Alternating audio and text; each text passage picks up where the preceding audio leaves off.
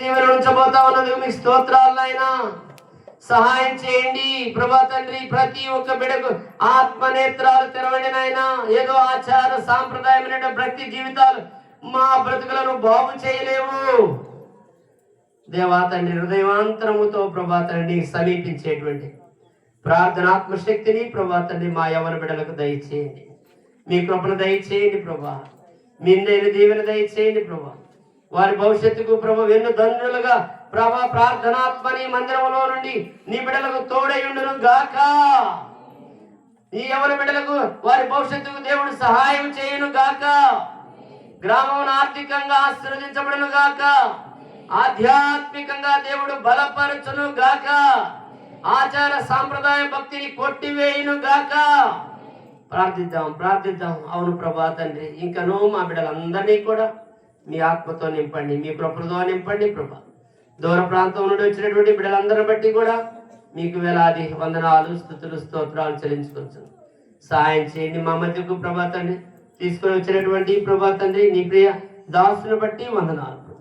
విజయ్ కుమార్ గారిని బట్టి వందనాలు చెల్లిస్తాను.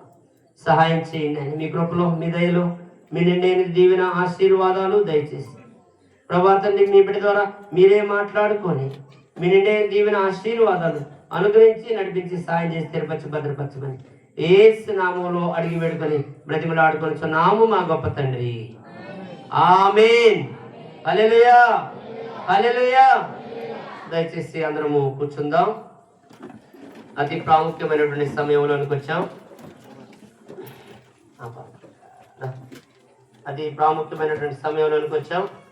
వాక్య భాగంలోనికి వెళదాం. ముందుగా సండే స్కూల్ చిన్నారి ఈరోజు మరి సిబిఎస్ క్లాసులో నేర్చుకున్నటువంటి పాత నిబంధనలో ఉన్నటువంటి 39 మరి గ్రంథాల పేర్లు చక్కగా నేర్చుకొని ఇప్పుడు మీ ముందు చెప్తుంది. మెల్లగా చెప్పు, మెల్లగా.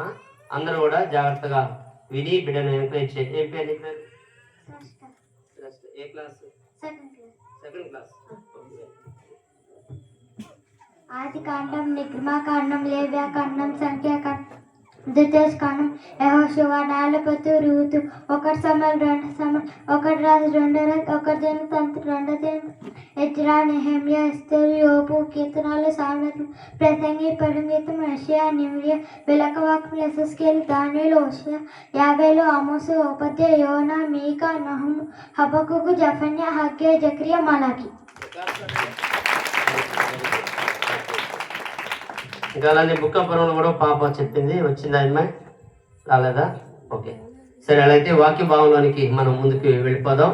సమయాన్ని మరి విజయ్ కుమార్ గారికి ఆహ్వానిస్తా ఉన్నాను. సార్ గారు దేవుని వాక్యాన్ని నడిపిస్తారు.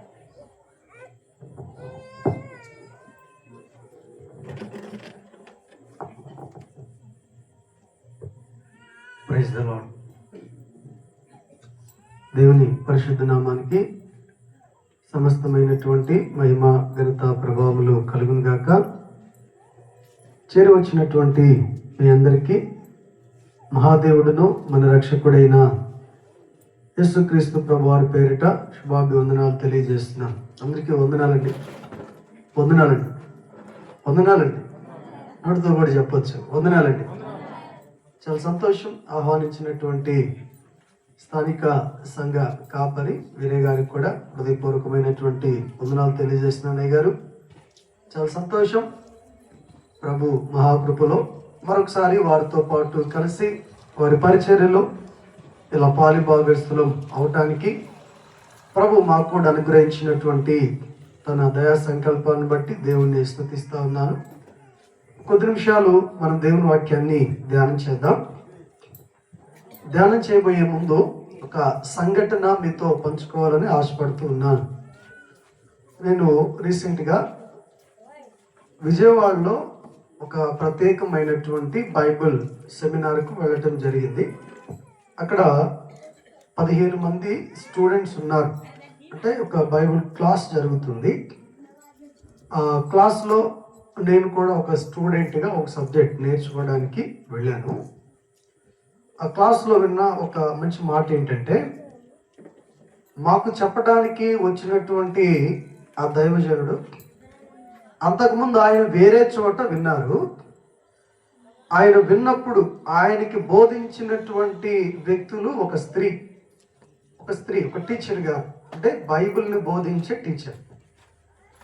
అయితే ఆమె అంట మా సార్ వాళ్ళకి క్లాస్ చెప్పేసి ఆ మరుసటి రోజు ఆమె వేరే దేశానికి, ఐ థింక్ కెనడా అనుకుంటా, కెనడా వెళ్తున్నాను, మా ప్రయాణం కోసం ప్రార్థన చేయండి అని మా సార్ వాళ్ళ బ్యాచ్ ఉంటే ఇంచుమించు 30 మంది వాళ్ళతో చెప్పారు.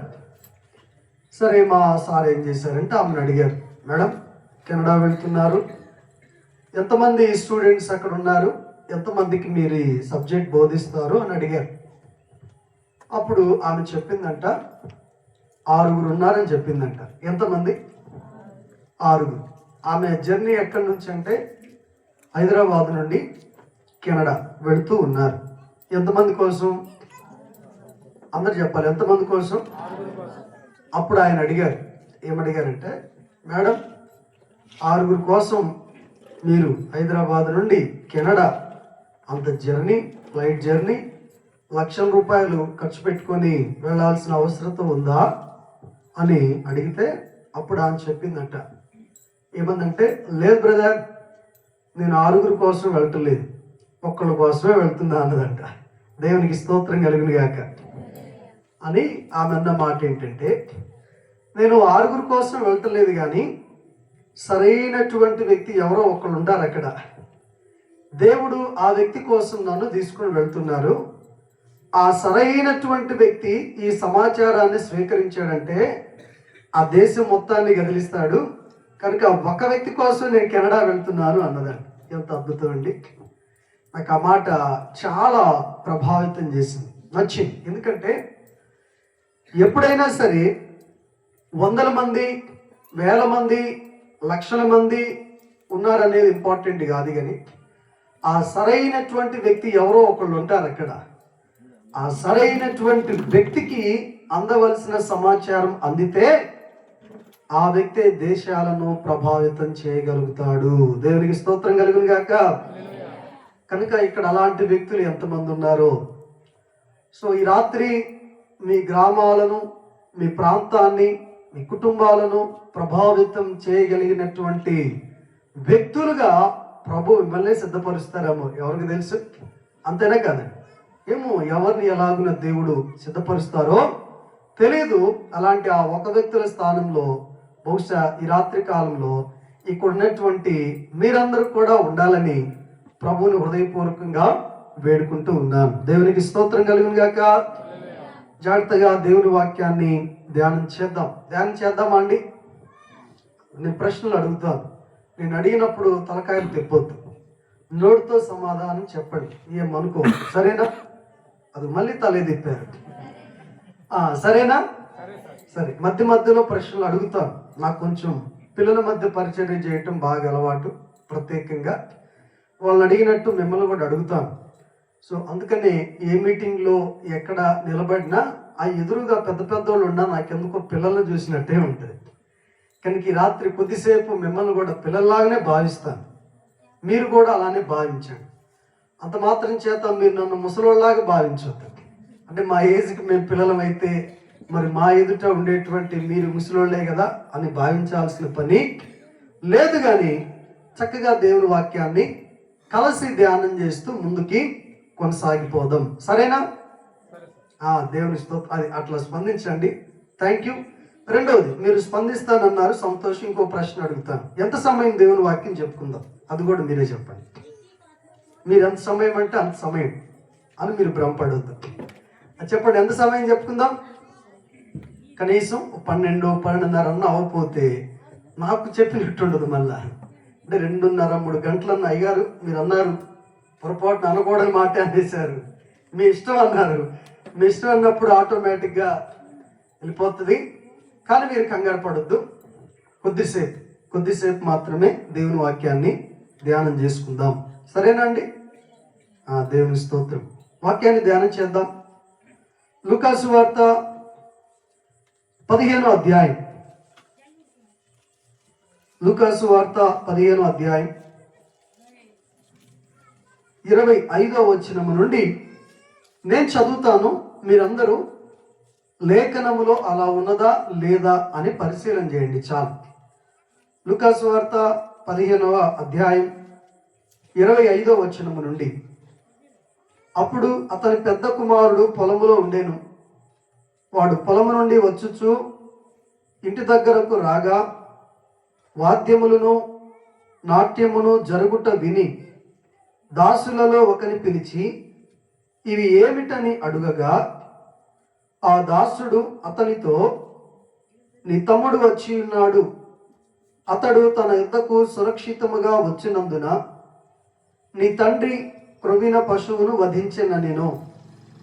అయితే అతడు కోపపడి లోపలికి వెళ్ళనొల్లకపోయెను గనుక అతని తండ్రి వెలుపలకు వచ్చి లోపలికి రమ్మని బతిమాలుకొనెను. అందుకతడు తన తండ్రితో, ఇదిగో ఇన్ని ఏండ్ల నుండి నిన్ను సేవించుచున్నానే, నీ ఆజ్ఞను నేనెన్నడూ మీరలేదే. అయినను నా స్నేహితులతో సంతోషపడునట్లు నీవు నాకెన్నడను ఒక మేకపిల్లనైనా ఇయ్యలేదు. అయితే నీ ఆస్తిని వేశ్యలతో తినివేసిన ఈ నీ కుమారుడు రాగానే వీని కొరకు క్రొవ్విన పశువును వధించితివని చెప్పెను. అందుకతడు, కుమారుడా, నీవెల్లప్పుడూ నాతో కూడా ఉన్నావు, నావన్నీ నీవి, మనము సంతోషపడి ఆనందించుట యుక్తమే. ఈ నీ తమ్ముడు చనిపోయి తిరిగి బ్రతికెను, తప్పిపోయి దొరికెనని అతనితో చెప్పెను. చదవబడినటువంటి లేఖన భాగము ద్వారా పరిశుద్ధాత్మ దేవుడు మనందరితో మాట్లాడును గాక, అర్థం చేసుకునేటట్లు బోధించును గాక. ఆమేన్, ఆమేన్. ప్రియులారా, ఈ చదువుకున్నటువంటి లేఖన భాగంలో లూకాసు వార్త 15వ అధ్యాయంలో యేసుక్రీస్తు ప్రభువారు 3 ఉపమానములను చెప్పారు. ఎవరికి చెప్పారు, ఎవరితో చెప్తున్నారు అనంటే, మొదటి వచనం 15వ అధ్యాయం మొదటి 2 వచనాలలో ఒకప్పుడు సమస్తమైన సుంకరులను పాపులను ఆయన బోధ వినుటకు ఆయన దగ్గరకు వచ్చుచుండగా పరిసయ్యులను శాస్త్రులను అది చూచి ఇతడు పాపులను చేర్చుకొని వారితో కూడా భోజనము చేయుచున్నాడని చాలా సణుగుకొనిరి. అందుకు ఆయన వారితో ఈ ఉపమానము చెప్పారు. చెప్పండి, ఇప్పుడు యేసుక్రీస్తు ప్రభువారు ఈ 15వ అధ్యాయంలో 3 ఉపమానాలు చెప్పారు. ఈ 3 ఉపమానాలు ఎవరికి చెప్తున్నాడు? వెరీ గుడ్, చాలా మంచిగా స్పందించారు మీరు. అక్కడ ఉన్నటువంటి పరిసయ్యులను శాస్త్రులను అది చూచి కోపపడి, సుంకరుల విషయంలో పాపుల విషయంలో ప్రభువు ప్రేమ చూపినందుకు ఇక్కడ ఉన్నటువంటి పరిసయ్యులకు శాస్త్రులకు కోపం వచ్చింది. ఈ పరిసయ్యులు శాస్త్రులకు కోపం వచ్చినందున యేసుక్రీస్తు ప్రభువారు వారు అర్థం చేసుకోవడానికి వారికి ఉపమాన రూపంలో సంగతులను బోధించారు, వాక్యమును బోధించారు. ఆయన బోధించినటువంటి బోధలో ఈ అధ్యాయంలో 3 ఉపమానాలు మనము చూస్తూ ఉన్నాం. 3వ వచనము నుండి 7వ వచనం వరకు తప్పిపోయినటువంటి గొర్రె. ఎవరికైనా 100 గొర్రెలు ఉండగా ఒకటి తప్పిపోతే అది మళ్ళా దొరికితే సంతోషించడా అన్న ఉపమానం ఉంది చూశారు, ఆ ఉపమానం. దీన్నే మనం తప్పిపోయిన గొర్రె ఉపమానం అంటాం.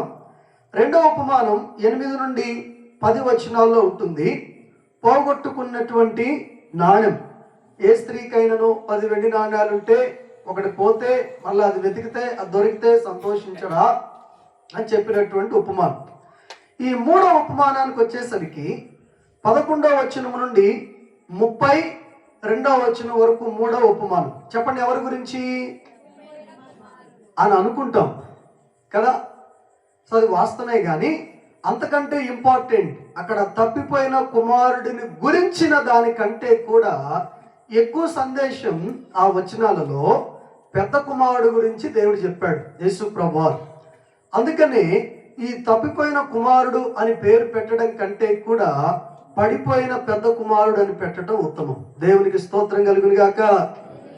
ఎందుకంటే ఈ ఉపమానాలు ఆయన చెప్పిన ఉద్దేశం అంతా కూడా పరిసయ్యులు శాస్త్రులు వారిని దృష్టిలో పెట్టుకొని వాళ్ళకు చెప్పడానికే యేసుక్రీస్తు ప్రభువారు ఈ 3 ఉపమానాలను బోధించారు. ముఖ్య సమాచారం ఎవరికి? పరిసయ్యులకు, శాస్త్రులకు. చెప్పండి, ఎవరికి?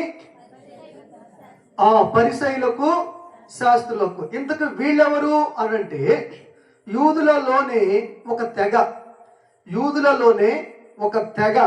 యూదులు అనగానే మనకి గుర్తొచ్చేటువంటి విషయం ఏంటంటే దేవుడు ఏర్పాటు చేసుకున్నటువంటి జనాంగము. చెప్పండి, ఈ మాట ఏంటి? దేవుడు ఏర్పాటు చేసుకున్న జనాంగం. మనం పాత నిబంధన మొత్తం చదివినప్పుడు ఇస్రాయేలు అన్న మాట చదువుతుంటాం కదా. ఇస్రాయేలు, తెలుగులో ఇస్రాయేలు అని మనం చదువుతాం. ఈ ఇస్రాయేలు అన్న ఈ మాటకు హెబ్రీ భాష ప్రకారం తెలుగులో గనక మనం అర్థం చేస్తే రూల్ అంటే పరిపాలించటం, దేవుని వలె పరిపాలించువారు అని అర్థం. దేవునికి స్తోత్రం కలుగును గాక. దానికి వచ్చేటువంటి కొన్ని పదాలు ఏంటంటే దేవుని వలె జీవించువారు, దేవుని వలె పరిపాలించువారు, దేవుని లాగా ఉండేవారు అని అర్థం. ఎంత గొప్ప అర్థం అండి! అర్థమవుతుందా? ఏమర్థం? దేవుని వలె జీవించువారు, దేవుని వలె పరిపాలించువారు, దేవుని లాగా ఉండవలసిన వాళ్ళు అని అర్థం. ఇశ్రాయేలు అంటే దేవుని లాగా ఉండవలసినటువంటి వారని అర్థం. అంటే అంత గొప్ప బిరుదు, అంత గొప్ప పేరును దేవుడు తన జనాంగం, తాను ఏర్పాటు చేసుకున్నటువంటి ప్రజలకు పెట్టేశాడు. అంటే వాళ్ళని చూడగానే ప్రజలు కాదు, దేవుడు ఇలా ఉంటాడు అని అర్థం అవ్వాలి. వాళ్ళని చూడగానే ఓహో దేవుని గొప్పతనం ఇదా అని తెలుసుకోవాలి. ఆ ఇశ్రాయేలు జనాంగాన్ని చూడగానే దేవుని మహిమ కనిపించాలి. ఇశ్రాయేలు జనాంగాన్ని తలుచుకోగానే దేవుని యొక్క శక్తి, సామర్థ్యం, ప్రేమ, ఇక దేవునిలో ఉన్నటువంటి పరిపూర్ణత అంతా కూడా వారిలో నుండి కనిపించాలి. ఇది దేవుని యొక్క ఉద్దేశం. అయితే ఈ ఇశ్రాయేలు అని పిలువబడుతున్న దేవుని జనాంగం మాత్రం యేసుక్రీస్తు ప్రభువారు వచ్చే కాలానికి ఎలా ఉన్నారంటే చెడిపోయిన వారిగా ఉన్నారు. చెప్పండి, ఎలా ఉన్నారు? అందరు చెప్పాలి, ఎలా ఉన్నారు? ఆ కుర్చీలో కూర్చున్న వాళ్ళు కూడా చెప్పచ్చు. ఎలా ఉన్నారు? చెడిపోయిన వారిగా ఉన్నారు, పాడైపోయిన వారిగా ఉన్నారు, పడిపోయినటువంటి వారిగా ఉన్నారు. అందుకని ఇప్పుడు యేసుక్రీస్తు ప్రభువారు వాళ్ళకి అర్థమయ్యేటట్లు చెప్పడానికి ఈ 3 ఉపమానాలలో నుండి పరిసయ్యులకు, శాస్త్రులకు, అంటే తాను ఏర్పాటు చేసుకున్న జనాంగం యొక్క స్థితిని, తాను ఎన్నుకున్నటువంటి ప్రజల పరిస్థితిని, తాను పిలుచుకొని, తాను ఏర్పాటు చేసుకొని, తన లక్షణాలను ఇచ్చినటువంటి తన జనాంగం యొక్క స్థితి ఎలా ఉందో తెలియచేయటానికి యేసుక్రీస్తు ప్రభువారు ఈ 3 ఉపమానాలను ఇక్కడ చెప్పారు. వాటిలో ఇప్పుడు మనము చూడబోతున్న ఉపమానం ఏంటంటే పెద్ద కుమారుడు ఉపమానం. చెప్పండి, ఏ ఉపమానం ఇది? దాని కింద ఒక పేరు పెట్టుకున్నాం, పడిపోయిన పెద్ద కుమారుడు. సరే, తప్పిపోయినటువంటి కుమారుడు ఎప్పటి నుంచో మనం పేరు పెట్టాం. సో ఆ కుమారుడు ఎవరికి గుర్తుగా ఉన్నాడంటే అన్యజనులకు గుర్తుగా ఉన్నాడు, లోకానికి గుర్తుగా ఉన్నాడు, అంటే మనకి గుర్తుగా ఉన్నాడు. అది పక్కన పెట్టేసేద్దాం. ఈ పెద్ద కుమారుడైతే దేవుడు ఏర్పాటు చేసుకొని పిలుచుకున్నటువంటి జనాంగానికి సూచనగా ఉన్నాడు, జనాంగానికి గుర్తుగా ఉన్నాడు.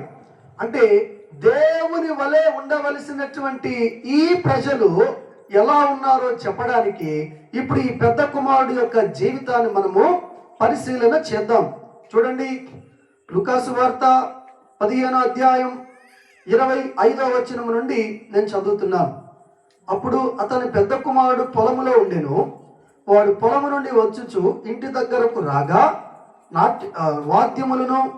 నాట్యమును జరుగుట విని దాసులలో ఒకని పిలిచి, ఈ మాట చూడండి, దాసులలో ఒకని పిలిచి. చెప్పండి, ఎవరిని పిలిచాడంటే ఈ పెద్ద కుమారుడు దాసులలో ఒకని పిలిచి ఇవి ఏమిటి అని అడిగినట్లుగా మనం చూస్తూ ఉన్నాం. ఇప్పుడు ఒక ఇంటికి పెద్ద కుమారుడు అంటే యూదా సాంప్రదాయం ప్రకారం ఇంటికి పెద్ద కుమారుడు అంటే తండ్రి తర్వాత తండ్రి లాంటి వాడు, యజమానుడు. సో ఇంటి యజమానుడు కుటుంబానికి గౌరవాన్ని తీసుకొచ్చేటువంటి వ్యక్తి, కీర్తిని తీసుకొచ్చేటువంటి వ్యక్తి, ఘనతను తీసుకురావాల్సినటువంటి వ్యక్తి. అలాంటి ఈ పెద్ద కుమారుడు ఏం చేస్తూ ఉన్నాడంటే, ఇంటి దగ్గరకు వెళ్ళగానే ఇంటి దగ్గర జరుగుతున్నటువంటి వాయిద్యములను అన్నిటిని విని దాసులలో ఒకరిని పిలిచి ఇవి ఏమిటి అని అడుగుతూ ఉన్నాడంట. చూడండి, ఒక కుటుంబ యజమానుడు దాసుడు దగ్గరికి వెళ్ళి తన ఇంటిని కూర్చిన సమాచారం తెలుసుకోవాల్సిన అవసరత ఏమున్నది? డైరెక్ట్ గా ఇంటి లోపలికి వెళ్ళి తండ్రి దగ్గరికి వెళ్ళి తండ్రితో మాట్లాడి, తండ్రి ఇది ఏమిటి అని అడగవచ్చు కదా. అలా అడగవలసినటువంటి ఈ కుమారుడు ఏం చేస్తున్నాడంట? దాసుని పిలుస్తూ ఉన్నాడంట.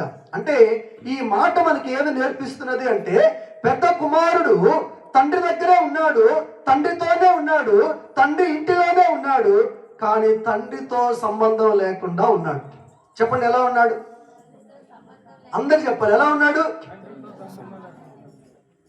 ఎట్లా ఉన్నాడండి? ఎక్కడున్నాడు? మళ్ళా అది అందరు సీరియస్ గా చూస్తున్నారు.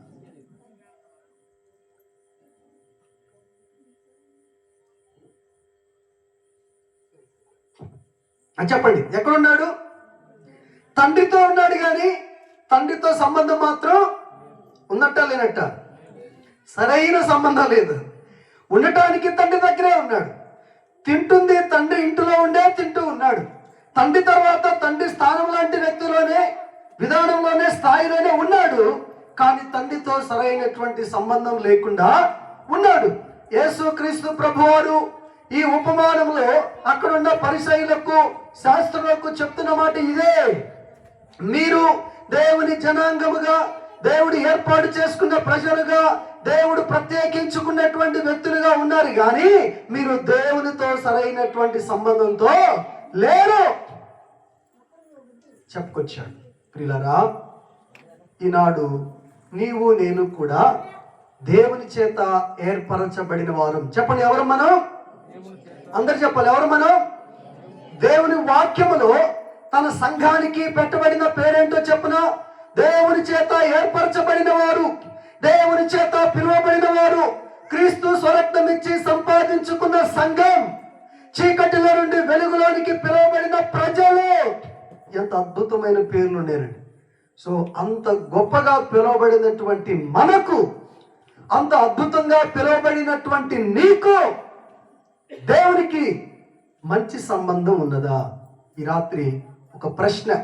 నీవు కూడా దేవుని జనాంగమే, నీవు కూడా దేవుడు ఏర్పాటు చేసుకోబడినటువంటి బిడ్డవే. నిన్ను క్రీస్తు స్వరక్తం ఇచ్చి సంపాదించుకుంటే సంఘముగా పిలువబడ్డావు. నీవు దేవుని సొత్తు. అలాంటి నీవు దేవునితో సంబంధం కలిగి ఉంటున్నావా?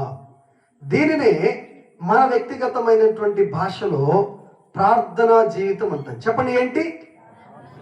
ఇప్పుడు నేను మిమ్మల్ని ప్రశ్న అడుగుతాను. ప్రార్థన అంటే ఏంటండి? అందరు చెప్పాలి. ప్రార్థన అంటే ఏంటి? దేవునితో మాట్లాడు. అందరు చెప్పాలి, ఏంటంటే ప్రార్థన అంటే? నేను మిమ్మల్ని చిన్న ప్రశ్న అడుగుతాను, మళ్ళీ ఇంకో ప్రశ్న వెంబడి ప్రశ్నలు ఎంత చక్కగా వేస్తూ ఉంటే అటు నుండి ఎంత సమాధానం వస్తే అంత చక్కగా వాక్యం వినపడుతుంది, అర్థమవుతుంది. ఇప్పుడు నేను మాట వరుసకి నా ఫోన్ తీసుకొని మీ పాస్టర్ గారికి ఫోన్ చేశాను. ఫోన్ చేసి 10 నిమిషాలు మాట్లాడాను, పావు గంట మాట్లాడాను, అరగంట మాట్లాడాను, గంట మాట్లాడాను. అయ్యారు, మీ మాట కాకుండా నేనే మాట్లాడుతూ ఉన్నాను 1 గంట నాన్ స్టాప్ గా. మీకేమనిపిస్తుంది? యథార్థంగా చెప్పండి. బాగానే ఉంటుంది. అదే దేవుని సంబంధమైన మాటలు మాట్లాడుతుంటే బాగుంటది. ఇంతవరకు ఓకే. ఇప్పుడు మాకు సేవాపరమైనటువంటి అనుభవం ఉంది కనుక బాగానే ఉంటుంది, మంచి విషయాలు అంటున్నాం. ఇక్కడ పాయింట్ అర్థం చేసుకోండి. అసలు ఆయనను మాట్లాడించకుండా, ఎదుటి వాళ్ళని మాట్లాడించకుండా నా అంతట నేనే నాన్ స్టాప్ గా 1 గంట మాట్లాడాను, గంటన్నర మాట్లాడాను. అప్పుడు ఎదుటి వాళ్ళకి ఎలా ఉంటుంది? ఇది ప్రశ్న. అన్న అర్థమైంది నా మాట? సో ఎదుటి వాళ్ళని మాట్లాడించకుండా మనమే మాట్లాడుతూ ఉంటే ఆ ఎదుటి వాళ్ళ ఫీలింగ్ ఏంటి? ఈ ఇంద్రబాబు ఈ నస అంటే మీరు మంచోళ్ళు కనుక మీరేం అనుకోరు, ఆ విషయం తెలుసు. సాధారణంగా సమాజంలో ఉన్న వ్యక్తి ఏమనుకుంటారు? ఇంద్రబాబుడు గంట నుండి వాయి కొడతా ఉన్నాడు, గంట నుండి సోది చెప్తా ఉన్నాడు, గంట నుండి మాట్లాడుతూనే ఉన్నాడు. ఈ ఫోన్ అన్నా స్విచ్ ఆగిపోవట్లేదు అనిపించింది. అంటే ఒకరే మరొక వ్యక్తితో నాన్ స్టాప్ గా మాట్లాడుతూ ఉంటే అది వినేటువంటి వారికి అసహ్యంగా ఉండొచ్చు, చిరాగ్గా ఉండొచ్చు మీకు. అదే మీరు ఆ వ్యక్తి ఇద్దరు మాట్లాడుకుంటూ ఉంటే గంట కాదు, 2 గంటలు కాదు, 3 గంటలు కాదు, ఎంతసేపు అయినా కూడా మాట్లాడుకుంటూనే ఉండవచ్చు. అందుకనే దేవునికి ప్రార్థించడం అంటే కేవలం దేవునితో నువ్వు మాట్లాడటం కాదు, దేవుడు కూడా నీతో మాట్లాడాలి. హల్లెలూయా. అందుకే ప్రార్థించడం అంటే దేవునితో సహవాసం చేయటం అని చెప్పండి. ప్రార్థించడం అంటే కేవలం దేవునితో నువ్వు మాట్లాడటమే కాదు, నీతో దేవుడు మాట్లాడాలి. నువ్వు ప్రార్థించిన దానికి దేవుడు సమాధానం ఇవ్వాలి. నువ్వు ప్రార్థించిన విషయాలకు దేవుడు ఆలోచన ఇవ్వాలి, తన వాక్యాన్ని జ్ఞాపకం చేయాలి, రిజల్ట్ రావాలి. సో ఈ రోజుల్లో చాలా మంది దేవునితో మాట్లాడే వాళ్ళు ఉన్నారు కానీ దేవుడు మాట్లాడే వాళ్ళు లేరంట. చెప్పండి, అర్థమైందా మీకు ఈ మాట? అర్థమైతే నవ్వుతూ చెప్పండి. ఏం అర్థమైంది మీకు? ఏంటమ్మా అర్థమైందా? దేవునితో మాట్లాడేవారు ఉన్నారు కానీ దేవుడు మాట్లాడేవారు, మరి దేవుడు కూడా మాట్లాడాలి కదండి. సో ఇప్పుడు నేను కానీ ఒక ప్రశ్న మీ మదిలో పెట్టేసి వెళ్తాను.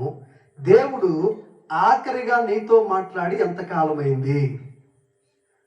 అయా నేను ఇదో దుఃఖములో కూర్చొని ఏడుస్తూ ఉన్నాను, దేవుడు తన వాక్యాన్ని నాకు గుర్తు చేసి ఆదరించాడు చెప్పగలుగుతామా?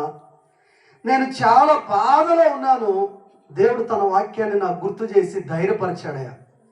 నేను చాలా సమస్యలో ఉన్నాను, ఏం చేయాలో అర్థం కాని గందరగోళంలో ఉన్నాను, దేవుడు తన వాక్యాన్ని జ్ఞాపకం చేసి నా గందరగోళాన్ని తీసివేశాడు పాస్టర్ గారు అని మిమ్మల్ని చెప్పమంటే ఎంతమంది, ఎన్ని సాక్ష్యాలు బయటకు వస్తాయి? సాక్ష్యం చెప్పమంటే ఇది సాక్ష్యం చెప్పమంటే చాలా మంది సాక్ష్యం చెప్పమంటే మొన్న కాలు నొప్పి అయింది, కాలు నొప్పి తగ్గింది, దేవుని స్తోత్రం అంటారు. ఈ కాదు, దేవుడు నీతో మాట్లాడిన అద్భుతమైన సాక్ష్యం కాదు. దేవుడు నిన్ను ఆదరించిన సందర్భం, బలపరిచిన సందర్భం. పోనీ అయా ఇదిగో నేను మొన్న చేయకూడని పని చేశాను, దేవుడు వెంటనే నన్ను వాక్యం ద్వారా హెచ్చరించాడు ఇలా చేయకూడదని, సరి చేసుకున్నాను. ఈ సహవాసం నీకుందా? ఈ విధమైనటువంటి దేవునితో సంబంధం నీకుందా? ప్రశ్న వేసుకో, పరిశీలన చేసుకో. దేవుని చేత ఏర్పాటు చేయబడినటువంటి ప్రజలు, దేవుని వలె జీవించవలసినటువంటి ప్రజలు, సో దేవునితో ఈ సంబంధాన్ని కోల్పోయినట్టు ఉంటున్నారు చాలా మంది. దేవుని చేత ఏర్పాటు చేయబడిన గొప్ప జనాంగం, కానీ దేవునితో మాత్రం స్నేహము లేదు. సో వ్యక్తిగతమైనటువంటి ప్రార్థన జీవితం, దేవునితో మాట్లాడితే, దేవుడు నీతో మాట్లాడితే, సో ఆ కుటుంబం ఎంత అద్భుతంగా ఉంటుందో చెప్పనండి, ఎంత ఆశీర్వాదకరంగా ఉంటుందండి దేవుడు నీతో మాట్లాడితే. అందుకే ప్రతి ఒక్కరూ కూడా దేవునికి దగ్గరగా ఉండాలి.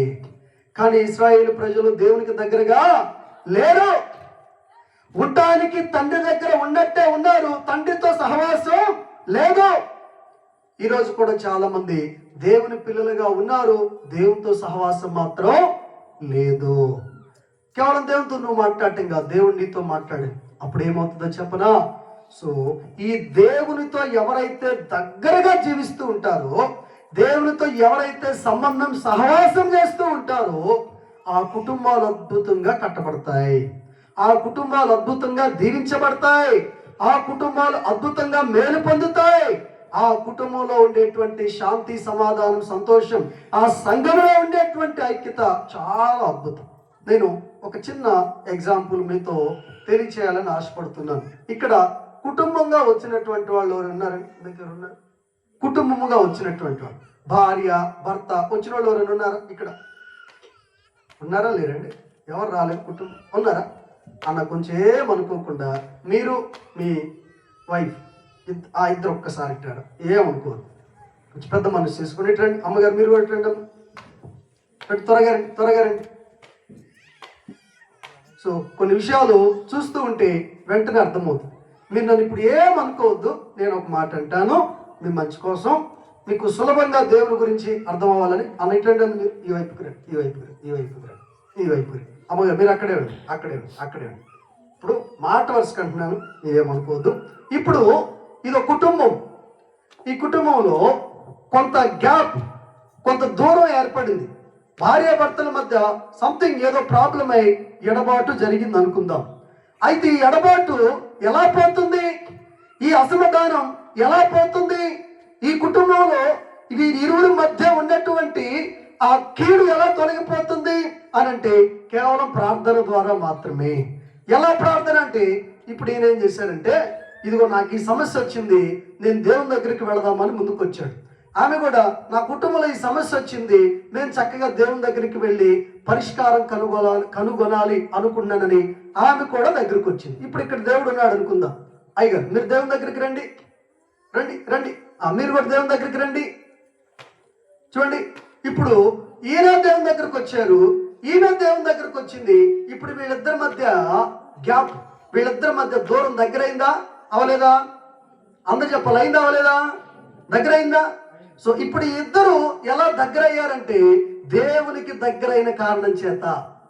సో ఏ కుటుంబం అయితే భార్యాభర్తలుగా దేవునికి దగ్గర అవుతారో వాళ్ళ మధ్య ఉన్నటువంటి అసమాధానం తొలగిపోతుంది. ఇప్పుడు పిల్లలు ఉన్నారు అనుకుందాం, ఆ పిల్లలు వెళ్ళారా? లే త్వరగా మీరు వెళ్ళే, నువ్వు వెళ్ళేవా? లేవాలి, లేవు, ఎవరో ఒకళ్ళు లేండి, తొందరగా లేండి, లేమ్మా. ఇప్పుడు పిల్లల మాట వింటలేదు అనుకుందాం, ఇదే కుటుంబం పిల్లల మాట వింటలేదు. సో ఇప్పుడు ఆ పిల్లలు కూడా దేవుని దగ్గరికి రావాలని వీళ్ళు ప్రార్థన చేస్తున్నారు. ఆ పిల్లలు దేవునికి దగ్గర అయ్యారు. వీళ్ళు ఎక్కడ దగ్గర అయ్యారు? దేవునికి దగ్గర అయ్యారు. దేవునికి దగ్గరైనటువంటి కుటుంబం అందరూ కలిసిమెలిసి ఉంటారు. చప్పలు కొట్టి దేవుని స్తుతించండి.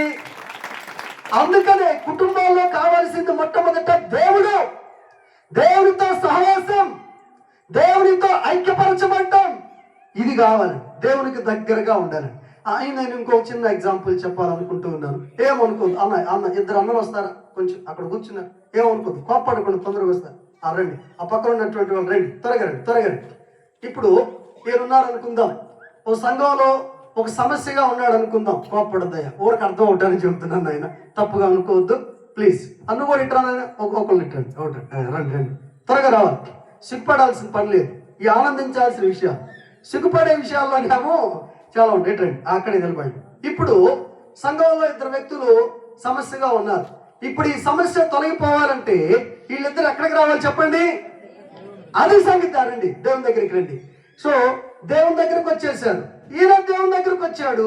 ఇప్పుడు వీళ్ళ మధ్య ఉన్నటువంటి దూరం కూడా ఏమైపోయింది? దగ్గర అయిపోయింది. సో సంఘంలో సమస్య ఉందా?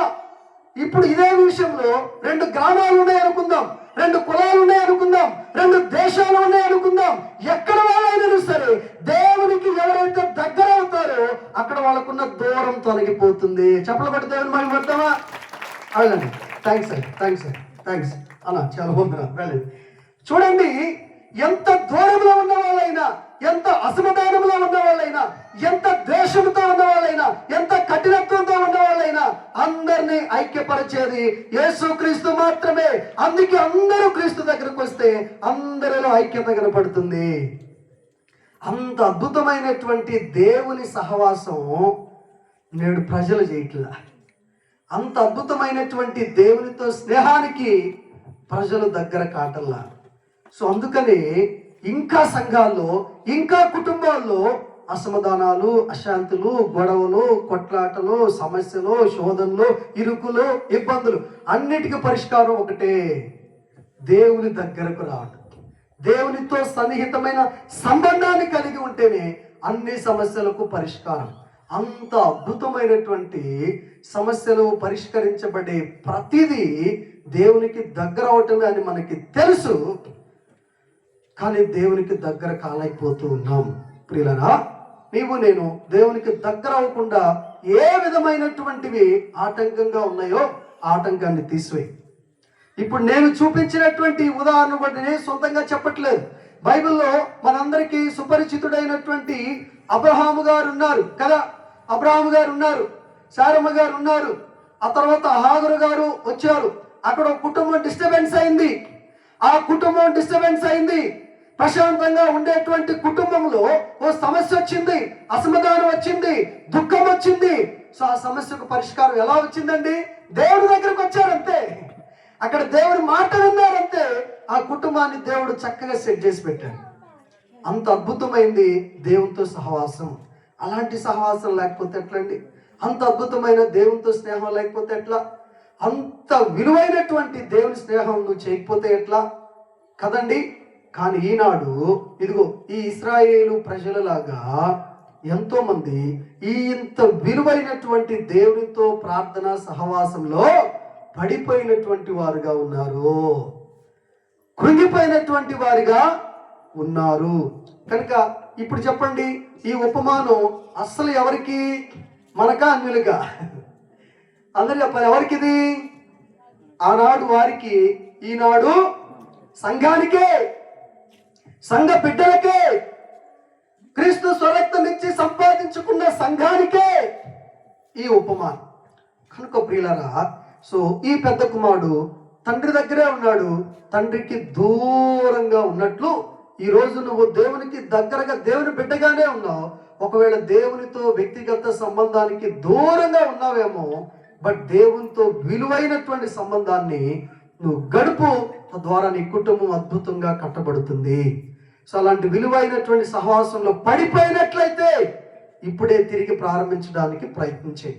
ఇంకా చూద్దాం ఈ పెద్ద కుమారుడు గురించి. ఇక్కడ అయితే తండ్రితో సహవాసంలో పడిపోయాడు, ఇంకా ఏ విషయాల్లో ఫెయిల్యూర్గా కనపడుతున్నాడో చూద్దాం. 15వ అధ్యాయము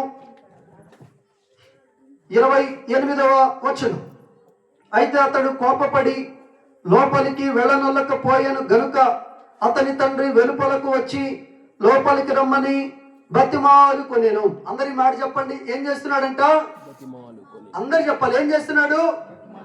ఎవరు? ఎవరిని? అది అట్లా చెప్పాలి. తండ్రి కొడుకుని బతిమలాడుకునేటువంటి పరిస్థితి వచ్చింది. ఇప్పుడు చెప్పండి, ఒక వ్యక్తిని బ్రతిమలాడుతూ ఉన్నాము అంటే అర్థం ఏంటి? వాడు లోబడని వాడు, అంతేనా కదా? ఒకసారి చెప్పగానే వింటే బతిమలాడే పరిస్థితి ఎందుకుంటుంది? ఒకసారి చెప్పగానే లోబడితే బ్రతిమలాడవలసిన పరిస్థితి ఎందుకుంటుంది? ఒకసారికే మాటినవాడైతే బ్రతిమలాడవలసిన పరిస్థితి ఎందుకుంటుంది? కానీ ఈ వ్యక్తి చూడండి, తండ్రి దగ్గరే ఉంటూ ఉన్నాడు, కానీ తండ్రికి లోబడనొల్లనటువంటి కుమారుడు, తండ్రికి అవిధేయుడు, విధేయత చూపని వాడిగా ఉన్నాడు. ప్రియులారా చూసారా? అందుకే దేవుని చేత ఏర్పాటు చేయబడిన ఈ ప్రజలు దేవునికి అవిధేయులుగా ఉంటూ ఉన్నారంట. చెప్పండి, ఎలా ఉంటూ ఉన్నారు? అవిధేయులు. సో దేవుని వాక్యం ఎన్నోసార్లు మనల్ని హెచ్చరించిన సందర్భాలు ఉండొచ్చు. ఎన్నో సందర్భాల్లో మారు మనసు పొందమని, బాప్తీసం తీసుకోమని, ప్రార్థనా జీవితాన్ని సరి చేసుకోమని, కుటుంబ క్షేమం కోసం ప్రార్థించమని, ఎన్నో రీతిలుగా ఈ చెడును విడిచిపెట్టమని, ఈ పాపమును విసర్జించమని ఎన్నో రీతిలుగా ప్రభు మనకి తరచూ తరచూ తరచూ తరచూ వినిపించుంటాడు. కానీ ఎన్నిసార్లు మనం లోబడుతూ ఉన్నాం? సో విధేయత చూపవలసినటువంటి వారు అవిధేయులుగా ఉన్నారు.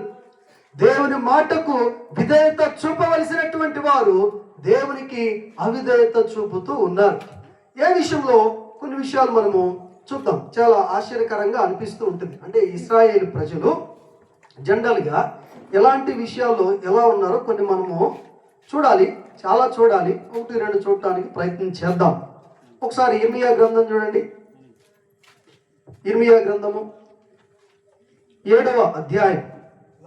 ఇర్మియా గ్రంథము 7వ అధ్యాయం 4వ వచనం. ఒక్కరు చదువుతారా పెద్దగా? ఈ స్థలము యెహోవా ఆలయము, ఈ స్థలము యెహోవా ఆలయము, ఈ స్థలము యెహోవా ఆలయము అని స్టాప్ దే. అక్కడ ఆగండి అక్క. ఇప్పుడు చూడండి, ఇర్మియా గారు చెప్తూ ఉన్నాడు, తన ప్రజలైనటువంటి వారికి, యూదా జనాంగంతో దేవుడు మాట్లాడుతూ, ఇర్మియా ద్వారా మాట్లాడుతూ, ఓ యూదా ప్రజలారా, ఈ స్థలము యెహోవా ఆలయము, ఈ స్థలము యెహోవా ఆలయము, ఈ స్థలము యెహోవా ఆలయము అని మీరు చెప్పుచున్నారే అన్నాడు. అప్పుడు ఇర్మియా ఎక్కడున్నాడు చెప్పనా? ఇటు చూడండి, ఇటు చూడండి. ఇది యెరూషలేం మందిరం అనుకుందాం. ఇది ఇలానే మందిరం అనుకుందాం. అనుకో, జాగ్రత్తగా విందాం. యెరూషలేం మందిరం. ఆ మందిరం గేటు దగ్గర, అంటే ప్రజలు లోపలికి వచ్చే ప్లేస్ దగ్గర నిలబడ్డాడు. ప్రజలు హడావుడిగా వస్తూ పోతూ ఉన్నారు, లోపలికి వస్తూ ఉన్నారు. యిర్మీయాని దేవుడు అక్కడ నిలబడమన్నాడు. నిలబడ్డాడు. నిలబడితే ప్రజలతో ఇలా చెప్పు అన్నాడు. ఏం చెప్పమన్నాడు? ఈ స్థలము యెహోవా ఆలయం అన్నాడు. 3 సార్లు మీరు కూడా చెప్పండి. ఈ స్థలము యెహోవా ఆలయం, ఈ స్థలము అని మీరు చెప్పుచున్నారే అనుందిగా. ఆ తర్వాత మాట మీ నోటితో మీరే పలకండి ప్రియులారా. నేను పలకను, మీరు పలకండి. బైబిల్ చూడండి, బైబిల్ చూడండి ఏమనుంది. అదేంటి? ఏంటంట? మోసకరమైన మాటలు. అదేంటి? దేవుని మందిరము దగ్గర, యెరూషలేము మందిరము దగ్గర సంవత్సరము ఆది నుండి అంతవరకు నా కనుదృష్టి ఈ స్థలము పైన ఉంటుంది అని దేవుడు ప్రత్యేకంగా చెప్పినటువంటి ఆలయము దగ్గరికి యిర్మీయా వెళ్ళి నిలబడి వచ్చినటువంటి ప్రజల వైపు చూస్తూ ఏమంటున్నాడు? మోసకరమైన మాటలు మానుకోండి అన్నాడు. అదేంటండి? అది మోసకరమైన మాట. స్థలం యెహోవా ఆలయమే కదా, దేవుని మందిరమే కదా. మరి అదేంటి? యిర్మీయా ప్రవక్త మోసకరమైన మాటలు మానుకోండి అంటాడేంటి? చెప్పండి. నా మాట, మీ మాట? ఎవరి మాట అది? వాక్యం మాట, లేఖనం చెప్తుంది. ఏం మాట అంట? ప్రజలు ఏమనుకున్నారు? ఈ స్థలము మందిరం. చర్చి చూసినప్పుడు ఏమనుకుంటాం? ఎవరైనా దేవుని ఆలయం అని అంటాం కదా. చెప్పండి, అంటామా అనమా? కోపంగా చూడండి, అంటామా అనమా? ఎవరైనా అంటాము. కానీ ఒకవేళ ఇదే పరిస్థితుల్లో ఇప్పుడు యిర్మీయా వచ్చి నిలబడి ఏమంటున్నాడు అనుకుందాం? మోసకరమైన మాటలు మాట్లాడుతున్నాడు. ఓ మై గాడ్, అదేంది? దేవాలయం చూసినప్పుడు దేవుని ఆలయం అని అంటాం, మోసకరమైన మాటలు మాట్లాడొద్దు అంటాడు ఏంటి యిర్మీయా అని అంటే, ఈ ప్రజలు ఎలాంటి వాళ్ళు? ఆ కింద చదవండి, ఇప్పుడు చదవండి, చదవాలి. మీ మార్గములను, మీ క్రియలను, మీ మార్గములను, మీ క్రియలను చక్కపరచుకోండి నాయన అంటున్నాడు. దేవునికి స్తోత్రం కలిగిన గాక. హల్లెలూయా. అంటే అక్కడ ఉన్నటువంటి యూదా జనాంగం పరిస్థితి ఏంటంటే, వాళ్ళ మార్గములలో, వాళ్ళ క్రియలలో, వాళ్ళ ప్రవర్తనలో, వారి ఆలోచనలో, వారి విధానంలో ఎలా ఉన్నారు? చక్కగా లేరు. అంటే క్రియలన్నీ చెడ్డవి, మాటలన్నీ తప్పుడు మాటలు, ఆలోచించేవన్నీ తప్పుడు ఆలోచనలు, చేసే పనులన్నీ తప్పుడువి. మళ్ళా దేవాలయం దగ్గరికి వచ్చి అమ్మాయి ఏడికి వెళ్ళాం కనుక ఇంక మనకి ఏం కాదు అనుకుంటున్నారు. దేవుని మందిరంలో ఉన్నాం, దేవుని ఆలయానికి వెళ్ళాం కనుక, మన దగ్గర ఉన్నటువంటి కానుక వేసాం గనక ఇక ఎట్లా బ్రతికినా పర్వాలేదు అని అనుకుంటూ ఉన్నారు. అందుకని వాళ్ళతో మాట్లాడుతున్నాడు ఈ మోసకరమైనటువంటి మాటలు అని. ఎవరన్నారు? మీ చేత చదివించండి. మళ్ళీ నేను అన్నాను అంటారేమో మీరని. నేరుగా యిర్మీయా అన్నాడు అక్కడ కదా. ఈనాడు సమాజంలో ఉన్నటువంటి పరిస్థితి కూడా అదే. చూడండి, ఎంతో మంది దేవాలయమునక్కని వెళ్ళి, దేవుని దగ్గరకు వెళ్ళి అక్కడ ఉన్నప్పుడు మాత్రం భక్తిగా ఉంటారు, భక్తిగా ఉన్నట్లు ప్రవర్తిస్తారు. మరలా అక్కడి నుంచి వచ్చినటువంటి తర్వాత ఇష్టానుసారమే వాళ్ళ క్రియలు చెడ్డవి, వారి జీవితం చెడ్డది, వారు అనుసరించేటువంటి విధానము చెడ్డది. మళ్ళీ ఏం చెప్తారు? దేవుని దగ్గరికి వెళ్ళొచ్చామండి, దేవుని దగ్గరికి వెళ్ళొచ్చాం, చర్చికి వెళ్ళొచ్చాం, దేవాలయానికి వెళ్ళొచ్చాం కనుక దేవుడు మమ్మల్ని క్షమించి అన్నీ పోయినాయి అనుకుంటాం. సో యిర్మీయా ఆనాడు యూదా జనాంగాన్ని హెచ్చరించాడు, ఈ మోసకరమైన మాటలు మానుకోండి, ఈ స్థలము యెహోవా ఆలయం అని అనకుడి. అంటే వాళ్ళ దృష్టిలో ఏంటంటే, ఆ స్థలములోనే దేవుడు ఉన్నాడు, అక్కడికి వెళితే చాలు, బయట ఎలా ఉన్నా పర్వాలేదు, ఆ ఒక్క చోటకు వెళ్ళి అక్కడ బాగుంటే చాలు అని అనుకున్నారు. ఈనాడు కూడా చాలా మంది ఆనాటి ప్రజల వలె కొందరు కనపడుతూ ఉంటారు. మేము ఆయా గ్రామాలకు వెళ్ళినప్పుడు ఏంటో చెప్పనా, ఆ స్థలము దేవుని మందిరం అని స్థానిక సంఘాలను విడిచిపెట్టేసి ఏదో ఊరికి వెళ్తారు. ఎందుకు? అక్కడ బాగుంటుందండి. చెప్పండి, ఏముంటది? అందరు చెప్పాలి, ఏముంటది? ఏం బాగుంటుంది? మళ్ళా చెప్పరు. అదంతే నాన్న, బాగుంటుందండి, బాగుంటుంది. అదే ఏం బాగుంటుంది? అదేనండి బాగుంటుందండి. నేను అదే అంటున్నా, ఏం బాగుంటుంది తెలియదు మళ్ళా. అంటే ఈనాటి ప్రజల భావన కూడా అదే. వేరొక ఊరికి వెళితే, వేరే గ్రామానికి వెళితే, ఒకవేళ ఎక్కువ మంది ప్రజలుంటే ఆ స్థలము యెహోవా ఆలయం అని దేవుణ్ణి ఒక స్థలానికి పరిమితం చేశారు. చూశారు, అదే అవిధేయత అంటే. దేవునిని ఒక ప్రాంతానికి, అంటే వేరే ఊరు వెళితే ఆ ఊరిలోనే ఉన్నాడండి, ఆ చర్చిలోనే ఉంటాడండి, అక్కడ పెద్ద పాస్టర్ ఉన్నాడండి, అక్కడ పెద్ద సంఘం ఉంటుందండి, అక్కడ చాలా మంది ఉంటారండి, కనుక దేవుడు అక్కడ ఉంటాడండి. అది దేవునికి అవిధేయత. దేవునికి అవిధేయకరమైన పని ఏంటంటే దేవుణ్ణి ఒక స్థలానికి పరిమితం చేయటం, దేవుణ్ణి ఒక ఊరికి పరిమితం చేయటం, దేవుణ్ణి ఒక చర్చికి పరిమితం చేయటం, దేవుణ్ణి ఒక స్థలానికి పరిమితం చేయటం దేవునికి అవిధేయత చూపటంతో సమానం. సో ఈనాడు ప్రియులారా, ఎంతో మంది ఇలాగున దేవుణ్ణి ఒక స్థలానికి పరిమితం చేసి, కదండి, ఆటోలో, బస్సులో, లారీలో, మాది గుత్తికొండ, పిడుగురాలు పక్కన గుత్తికొండ అండి. ఒకసారి ఒక కుటుంబం ఉదయాన్నే బయలుదేరి వెళ్తున్నారు ఆదివారం. ఎక్కడికి అంటే హైదరాబాద్ వెళ్తున్నామండి ఆరాధనకి అన్నారు. ఊరే నాయన, ఏం భక్తి పరులు నాయన. ఎక్కడి నుంచి? గుత్తికొండ నుండి ఆదివారం ఆరాధనకు హైదరాబాదు వెళ్ళి వస్తున్నాం అనగానే చాలా ఆశ్చర్యం వేసింది. ఎంత ఆసక్తో ఈ భక్తులకి అని. వాళ్ళ ఇంటి దగ్గర ఉండేటువంటి ప్రవర్తన ఉంటుంది చూశారు. మీకు చెప్పాల్సిన పని లేదు. అర్థమవుతుందా? గొడవ ప్రారంభమైతే చాలు, మళ్ళీ ఆ లైన్లో వాళ్ళని మించిన వాళ్ళు లేరు. అర్థమవుతుందండి? వాళ్ళని మించిన వాళ్ళు లేరు. మాట్లాడటంలో కానీ, పోట్లాడటంలో కానీ, సంస్కృతంలో కానీ. సంస్కృతం అంటే మీరు అర్థం చేసుకోవాలి. మళ్ళీ వాళ్ళు ఆరాధనకి వెళ్ళొస్తున్నామండి. ఆడికి ఆ స్థలంలో యెహోవా ఉన్నాడండి, ఆ స్థలం యెహోవా ఆలయం అండి. సో చాలా దారుణమైనటువంటి పరిస్థితి. Yes or no? ఎస్. దేవుణ్ణి ఒక స్థలానికి, ఒక ప్రాంతానికి, ఒక పట్టణానికి, ఒక సంఘానికి పరిమితము చేయటము కూడా దేవునికి అవిధేయత చూపటంతో సమానం. అందుకని ఇర్మియా అన్నాడు, దేవాలయంకి వచ్చే వాళ్ళకి, అమ్మో ఇది దేవాలయం అండి, దేవుడు ఉన్నాడండి, షటప్ నోర్మై యూస్ఫుల్ ఫెలోస్ అన్నాడు అనమాట. అదేంటండి, మేము దేవాలయం దగ్గర నోర్మై, దేవుడు ఎక్కడ ఉంటాడంటరా? నువ్వు ఎక్కడుంటే అక్కడ ఆయన ఉన్నాడా? దావీదు గారికి బాగా తెలుసు, బైబిల్లో దావీదు గారికి. అందుకే ఆయన ఒక మాటలో, ఒక కీర్తనలో వర్ణించేశాడు. ఏమన్నాడు? నేను ఆకాశం పైకెక్కినా, ఖాళీలను పూరించండి, నేను ఆకాశం పైకెక్కినా అక్కడ నీవు ఉన్నావు. 139వ కీర్తనలు అంటాడు. సముద్రంలోకి వెళ్ళినా అక్కడ నీవు ఉన్నావు, సముద్రం అడుగు భాగానికి వెళ్ళినా అక్కడ నీవు ఉన్నావు అంటాడు. అదే ఇర్మియా వాడు ఏమన్నాడంటే, నేను భూమి ఆకాశములు అంతటా ఉన్నవాడను కానా అంటాడు. అంటే దేవుడు అంతటా ఉండువాడు. చెప్పండి ఏంటండి? అందరు చెప్పాలి, దేవుడు ఎక్కడుంటాడు? అందరు చెప్పాలి, ఎక్కడుంటాడు? ఒక మందిరంలోనేనా? అంతేనా? ఇద్దరు వ్యక్తులు గొడవ ఆడుకుంటూ వస్తున్నారు, భార్యాభర్తలేనండి.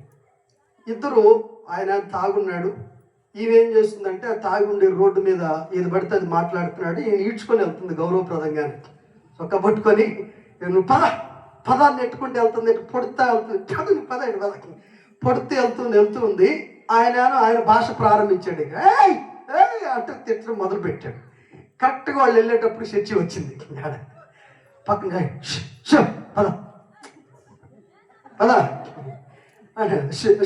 పద అని ఆ చర్చి అటు దాటారు, ఆ లైన్ అటు దాటారంతే మళ్ళా స్టార్ట్ అయింది. అంటే వారి ఉద్దేశం ఏంటి? ఈ స్థలము యెహోవా ఆలయం అని వాళ్ళ భావనే. అంటే దేవుడు అక్కడే ఉన్నాడా? రోడ్డు పక్కన లేడా? సో ప్రతి స్థలమందు దేవుడు ఉన్నాడు. యెహోవా కన్నులు ప్రతి స్థలమందును ఉండును, మంచివారిని చెడ్డవారిని అవి చూచుచూనే ఉండును. నాకు మరుగైనటువంటి స్థలంలో దాగుకొనగలవాడు ఎవడు? ప్రతి స్థలమందు ఆయన ఉన్నాడు. కనుక దేవుని యొక్క సన్నిధిని ఒక స్థలానికి, ఒక ఊరికి, ఒక మందిరానికి మాత్రమే పరిమితము చేయటము కూడా దేవునికి అవిధేయత చూపటంతో సమానం. ఇక్కడ మందిరం గురించే చూస్తూ ఉంటే మనకి లోపల ఎక్కడెక్కడో తగులుతూ ఉంటే ఇంకెన్నో విషయాలు ఉన్నాయి దేవునికి అవిధేయత చూపేటువంటి పరిస్థితులు. అవన్నీ చెప్పుకుంటే ఇంకెన్నో ఉంటాయో కదండి. చూడండి, ఈ యొక్క ఎవరు? యూదా జనాంగం, దేవుని జనాంగం. సో తండ్రి దగ్గరే ఉంటూ ఉన్నాడు. ఈ పెద్ద కుమారుడు తండ్రితో సంబంధం లేకుండా ఉన్నాడు, తండ్రి దగ్గరే ఉంటూ ఉన్నాడు, తండ్రికి అవిధేయుడిగా ఉంటూ ఉన్నాడు. ఈనాడు చాలా మంది ప్రభు దగ్గరే ఉంటూ ఉన్నారు, ప్రభుతో సహవాసం లేకుండా ఉంటున్నారు. ప్రభు దగ్గరే ఉంటున్నారు, ప్రభువుకి అవిధేయత చూపేటువంటి వారిగా ఉంటూ ఉన్నారు. మూడో విషయం చూద్దాం, చూడండి. ఆ విషయాలు మొత్తం కూడా మీరు ఎలానో ఇంటికి వెళ్ళి మళ్ళీ బైబిల్ చదువుతారని నేను భావిస్తూ ఉన్నాను.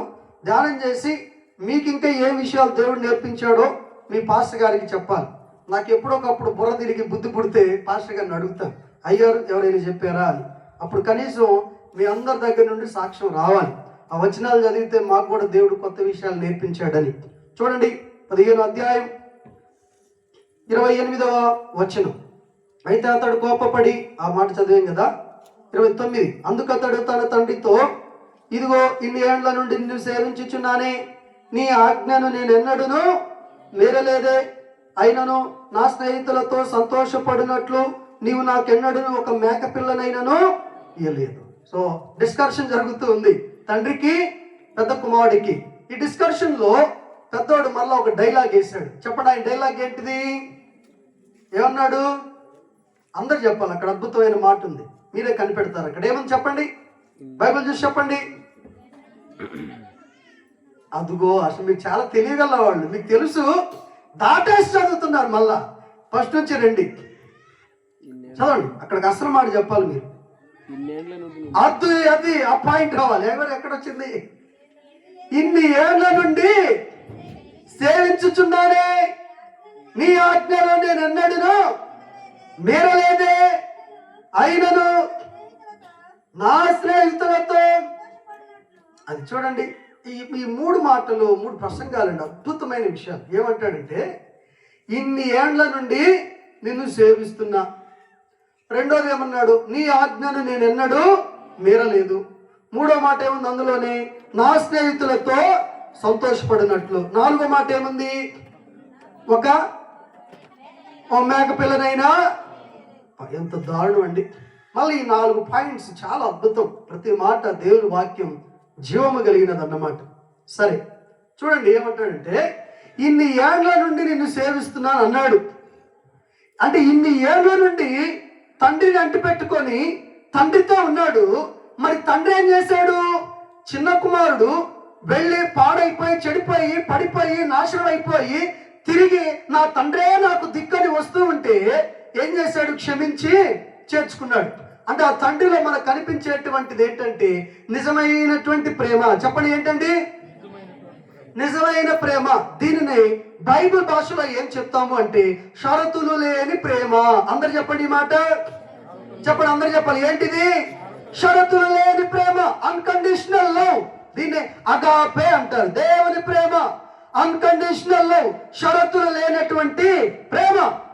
ఈ తండ్రి ఏం చేశాడంటే తన చిన్న కుమారుడి విషయంలో షరతులు లేని ప్రేమ చూపించాడు. వాడు నా నుండి దూరం అయిపోయినా, వాడు పడిపోయినా, వాడు చెడిపోయినా, వాడు పాడైపోయినా, వాడు పతనమైనా, నేను చచ్చినటువంటి వాడిగా ఎంచి వాడు దూరం అయిపోయినా కానీ తిరిగి వచ్చాడు. నేను వాడి విషయంలో ప్రేమ చూపించి చేర్చుకోవాల్సిందే అని చేర్చుకున్నాడు కదా. అంటే నిజమైన మంచి ప్రేమ చూపించాడా లేదా? మరి ఇప్పుడు ఈ పెద్ద కుమారుడు ఇన్ని ఏండ్ల నుండి నీతో ఉన్నాను అన్నవాడిలో మరి ఈ ప్రేమ లక్షణం కనిపించాలా లేదా? అందరు చెప్పాలి, చెప్పండి చెప్పండి, కనిపించాలా లేదా? ఇన్ని ఏండ్ల నుండి తండ్రితో ఉన్నప్పుడు తండ్రి లాంటి దేవుని ప్రేమ కనిపించాలా లేదండి? అయ్యగారులు కనిపించాలా లేదా? అన్నలు, తమ్ముళ్ళు, అక్కలు, చెల్లెలు కనిపించాలా లేదా? ఇన్ని ఏళ్ళ నుండి తండ్రి దగ్గర ఉన్నప్పుడు తండ్రి చూపినటువంటి ఆ షరతులు లేని ప్రేమ, నిజమైన ప్రేమ, నిస్వార్థమైన ప్రేమ, శాశ్వతమైనటువంటి ప్రేమ కనిపించాలి కదా. మరి కనిపించలేదే. అంటే ఈ పెద్ద కుమారుడిలో సీనియారిటీ ఉంది కదా. చెప్పండి, ఏముంది? ఏళ్ల తరబడి ఉండే అనుభవం ఉంది, కానీ సిన్సియర్గా తండ్రి లక్షణాలను ప్రదర్శించే అలవాటు ఈనాడు కూడా చాలా మంది జీవితంలో ఇదే పరిస్థితి. ఏళ్ల తరబడి సంఘములో ఉన్నా, ఏళ్ల తరబడి దేవుని పిల్లలుగా పిలువబడుతూ ఉన్నా, ఏళ్ల తరబడి బాప్తిజం తీసుకునైనా, ఏళ్ల తరబడి మందిరానికి వచ్చే క్రమమైన విశ్వాసులు అయినప్పటికీ వారిలో దైవికమైనటువంటి లక్షణాలు, దైవికమైనటువంటి ప్రేమ, దైవికమైనటువంటి పలకరింపు, దైవికమైనటువంటి జీవితం ఏ మాత్రము కూడా కనిపించదు. కనిపించేటువంటి స్థితిలో ఉండటం లేదు. అర్థమవుతుందండి? సో ఈ పెద్ద కుమారుడు పరిస్థితి ఇదే. ఎన్ని ఏళ్ల నుండి ఉంటే ఉపయోగం ఏంటండి? అంతేనే కదా, ఎన్ని ఏళ్ల నుండి ఉంటే ఉపయోగం ఏంటి? ఎన్ని ఏళ్ల నుండి మనము సంఘంలో ఉన్నామనేది ముఖ్యము కాదు.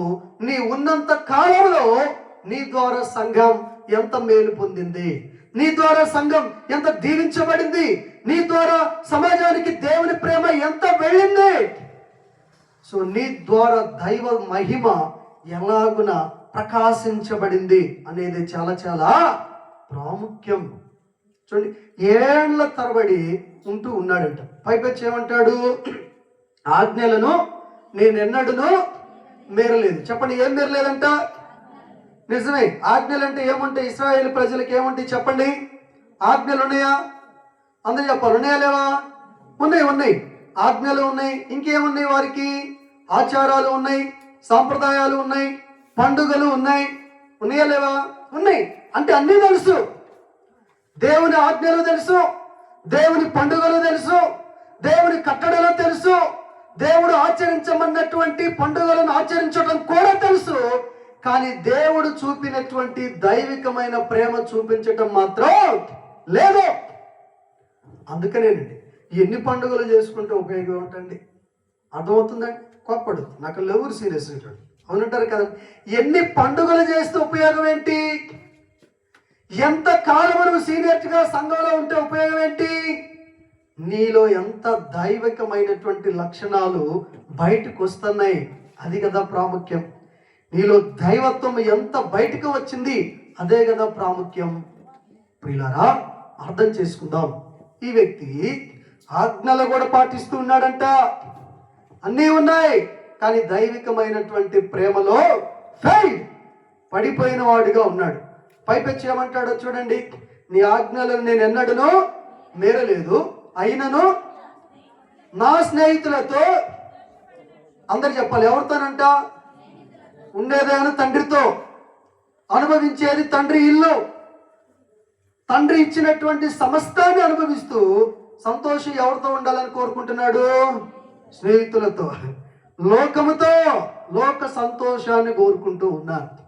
ఈనాడు దైవికమైనటువంటి బిడ్డలు, దేవుడు స్వరక్తం ఇచ్చి సంపాదించుకున్న సంఘమా, నీవు దేవుని సంతోషం కోసం బ్రతకాలి, దేవుణ్ణి సంతోషపరిచే బిడ్డగా బ్రతకాలి, దేవుడు ఆనందించే బిడ్డగా బ్రతకాలి. కానీ లోకము ఆనందించే బిడ్డ కోసం కాదు, లోక సంతోషం కోసం కాదు, లోక సంతోషాన్ని వెతకటం కోసం కాదు.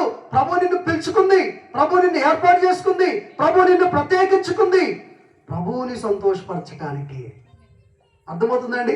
లోకంలో సంతోషాన్ని వెతకకు, అది కొంతకాలం మాత్రమే ఉంటుంది. ప్రభువులో సంతోషాన్ని వెతుకు, అది శాశ్వత కాలమో ఉంటుంది. కానీ ఈ వ్యక్తి తండ్రి దగ్గరే ఉంటూ లోక సంతోషాన్ని వెతికే వ్యక్తిగా ఉన్నాడు. దీనికి కారణం ఆ దైవికమైనటువంటి లక్షణాల్లో పడిపోవడం.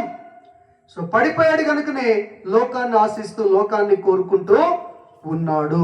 చూడండి ఎన్ని విషయాల్లో పడిపోయాడు. సో ప్రార్థనలో అంటే తండ్రితో ఉంటున్నాడు, తండ్రితో సహవాసములో పడిపోయాడు, తండ్రికి విధేయత చూపటంలో పడిపోయాడు, తండ్రి వల్లే ప్రేమించటంలో పడిపోయిన స్థితిలో ఉన్నాడు. అలా ఈనాడు సంఘము ప్రభువుకు దగ్గరగా ఉంటూ ఉన్నారు, ప్రభు బిడ్డలుగా ఉంటున్నారు, ప్రభువుతో సహవాసం లేని వారుగా ఉంటున్నారు, ప్రభువుకు విధేయత చూపని వారుగా ఉంటున్నారు, ప్రభు వల్లే ప్రేమించటములో ఓడిపోయినటువంటి వారుగా ఉంటూ ఉన్నారు.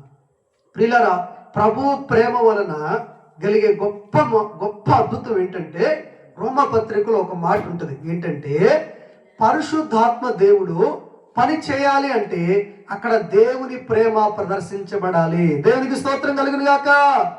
హల్లెలూయా. దేవుని యొక్క ప్రేమ ఎక్కడైతే కనపరచబడుతూ ఉంటుందో అక్కడ పరిశుద్ధాత్మ దేవుని కార్యం ఉంటుంది. ఎట్లనగా పరిశుద్ధాత్మ వలన దేవుని ప్రేమ కుమ్మరించబడుతూ ఉన్నది అని పత్రికలో ఒక చోట రాయబడుతూ ఉంటుంది. సో దేవుని ప్రేమ ప్రదర్శించే దగ్గర, దేవుని ప్రేమ కనపరిచే దగ్గర, దేవుని ప్రేమను ప్రదర్శించే ప్రజల దగ్గర అద్భుతమైన దైవిక కార్యాలు చూస్తాం, దైవిక కార్యాలు అనుభవిస్తాం.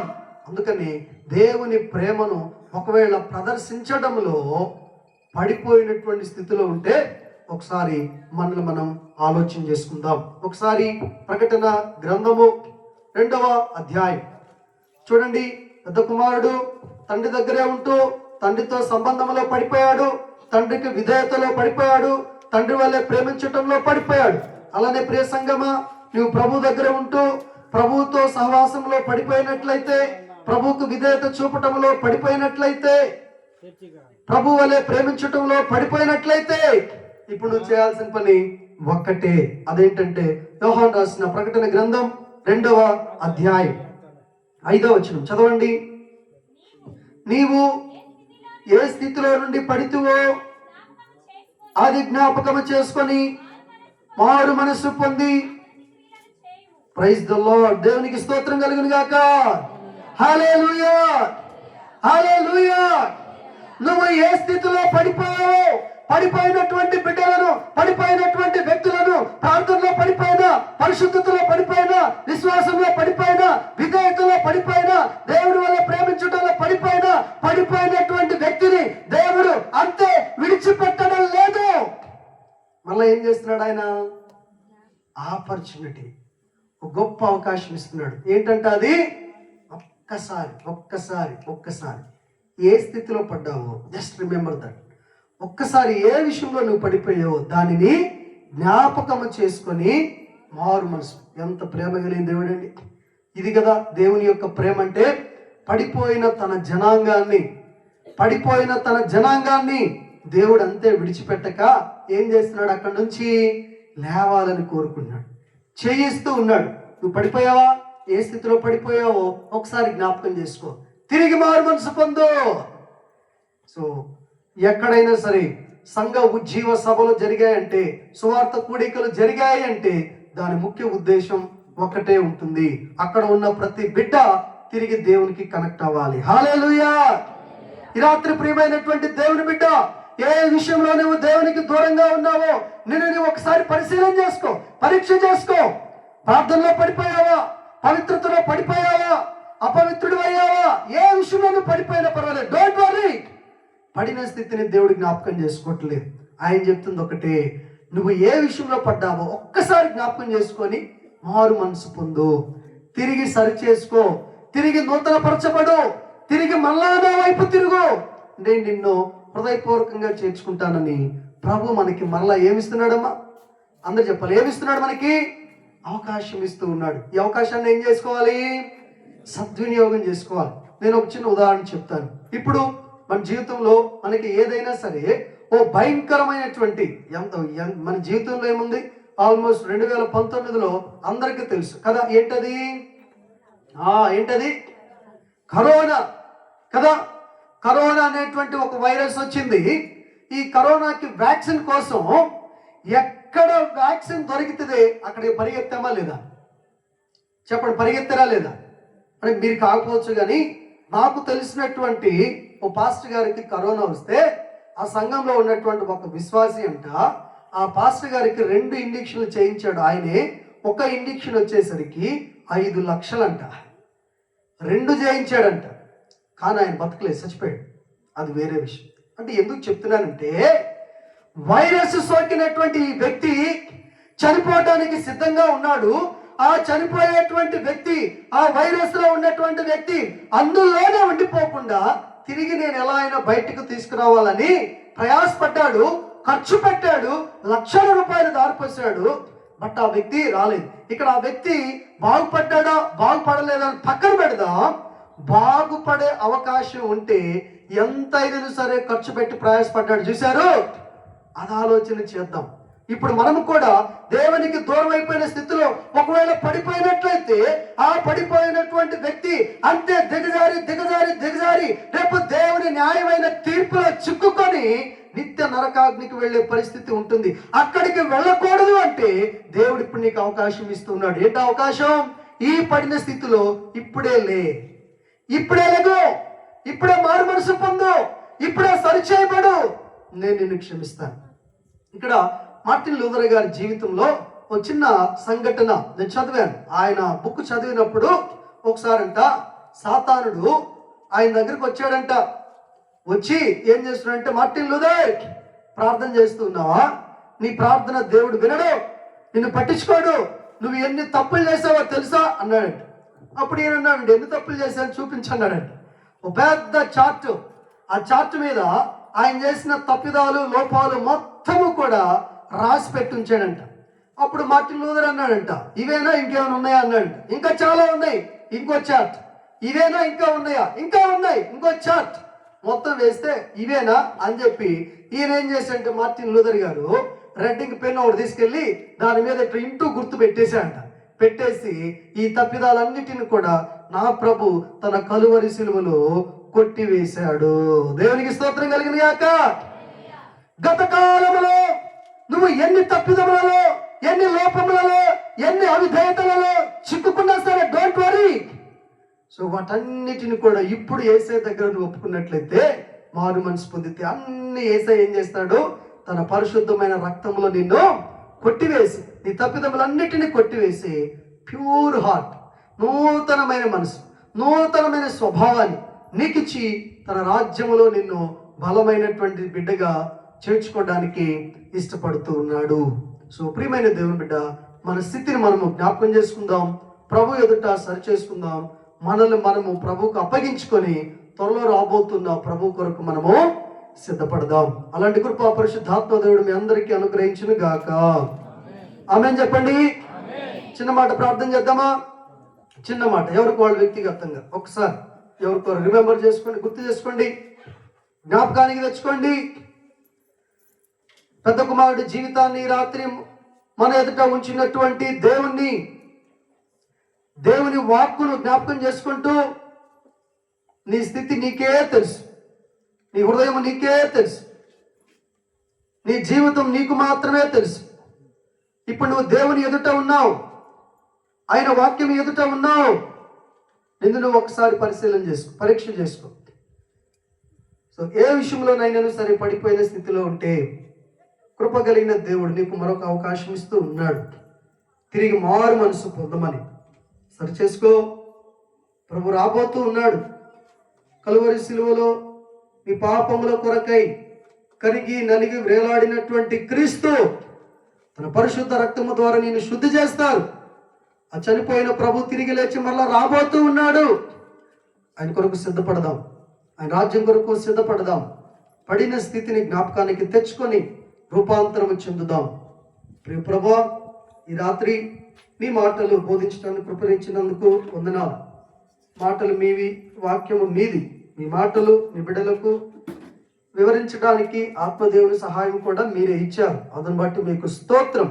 ఈ రాత్రి ఏ బిడ్డను మీరు దర్శిస్తారో తెలియదు తండ్రి. వచ్చే ప్రతి దైవజనుని మీరు బలపరచండి, వారి నోట మీ మాటలు ఉంచండి. వారు మాట్లాడుతూ ఉండగా ఈ బిడ్డలందరి హృదయాలు పట్టబడినట్టు మీ వైపు ప్రార్థించి వేడుకుంటున్నాము తండ్రి.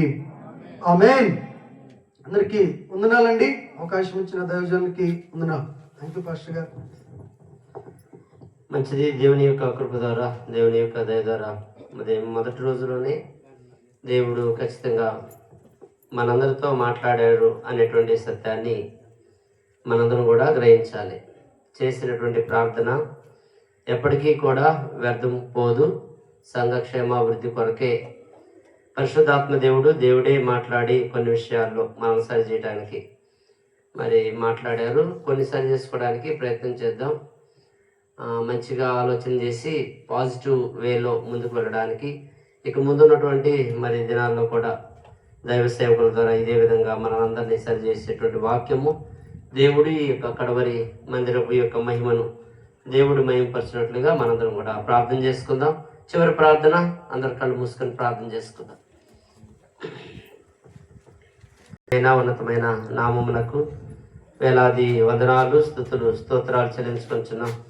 నీ ఇష్టమైనటువంటి కృప, నీ ఇష్టమైనటువంటి దయ నీ ప్రియదాసుడు ప్రభా తండ్రి విజయ్ కుమార్పై ఉంచి చక్కగా ప్రభా మీరే మాట్లాడుకున్నారు సంఘంతో. ప్రభా తండ్రి అనేక విషయాల్లో సరిచేయడానికి బిడ్డను, ప్రతి యవన బిడ్డను, సంఘ పెద్దలను, డెలిగేట్ గారిని, పెద్దలందరినీ కూడా గ్రామస్తులించి ఈ వాక్యము వ్యర్థం పోకుండానట్లు ఎవరి వారి హృదయాల్లో భద్రపరచుకోవడానికి దేవా నీ పరిశుద్ధాత్మ శక్తి నీ బిడ్డల మీద పనిచేస్తూ ఉంది. 50% మంది నీ వాక్యానికి నీకు లోబడడం నేర్పించండి. మీ నిండైన దేవుని ఆశీర్వాదాలు బిడ్డలకు తోడుగా నడిపి ఇంకనూ ఇదే విధంగా నీ ప్రార్థనాత్మ శక్తిని నీ బిడ్డలందరికీ ఉంచి నీ నామ మహిమార్థం జీవించడానికి కృప చూపించి నడిపి సాధించి ప్రత్యేకంగా దైవ సేవకుల కొరకు దైవ సేవకురాల కొరకు ప్రార్థన చేస్తాను. ఇంకా అనేకమైనటువంటి సంఘాలను దేవతండి ఈ బుద్ధి వచ్చిన వాక్యము చేత దిద్దపడడానికి ఈ బిడ్డలకు ఇంకనూ మీ ప్రార్థనాత్మ శక్తిని దయచేయమని బ్రతిమలాడుకుంటా ఉన్నాను. ఆచార సాంప్రదాయ భక్తిలో సాగేటువంటి సంఘంలో నేను కూడా ఓ పాస్టర్గా ఉన్నాను. ఎవరిని గద్దించలేకపోతా ఉన్నాను, ఎవరికి బుద్ధి చెప్పలేకపోతా ఉన్నాను. బుద్ధి చెప్పినా వినలేని పరిస్థితిలో ఉన్నారు. ఏదో సేవ చేస్తున్నాను అన్నట్టు ఉన్నది కానీ ఒక ఆత్మను కూడా రక్షించలేనటువంటి దౌర్బిళ్ళకైతే మంచి ప్రభాతండి కృపనిచ్చారు, దయనిచ్చారు, మీ నిండైన దీవెన దయచేశారు. ఇంకనూ అనేక మందిని మేల్కొల్పేటువంటి ఆత్మను నిండైన దీవెన ఆశీర్వాదం నీ బిడ్డలకు అనుగ్రహించి నడిపించి సాయం చేసి తెరపచ్చి భద్రపరచమని మా గొప్ప తండ్రి పరలోకమందున మా తండ్రి నీ నామం పరిశుద్ధపరచబడును గాక, మీ రాజ్యం వచ్చును గాక, మీ చిత్తం పరలోకమందు నెరవేరినట్లు భూమి మీద నెరవేరును గాక. మా అనుదిన ఆహారం నేడు మాకు దయచేయము. మా ఇండలో అపరాధం చేసిన వారిని క్షమించిన ప్రకారం మా అపరాధం క్షమించు. శోధంలోనికి టేకాకి నుండి తప్పించము. రాజ్యము శక్తి మహిమ నిరంతరము నీవు నావు తండ్రి. ఆమేన్. మన పరమ తండ్రి అయిన దేవుని దీవెన, ప్రభు అయినటువంటి యేసుక్రీస్తు కృప, పరిశుద్ధాత్మ అన్యోన్య సహవాసము చక్కగా ఈ ఆరాధనలో పాల్గొన్న ప్రతి కుటుంబానికి తోడుగా ఉండి ఈ వాక్యాన్ని అందించడానికి సహకారిగా ఉన్నటువంటి మరి విజయ్ కుమారు వారి భర్తలకు తోడుగా ఉండి నడిపించి సాయం చేయను గాక. ఆమేన్, ఆమేన్, ఆమేన్.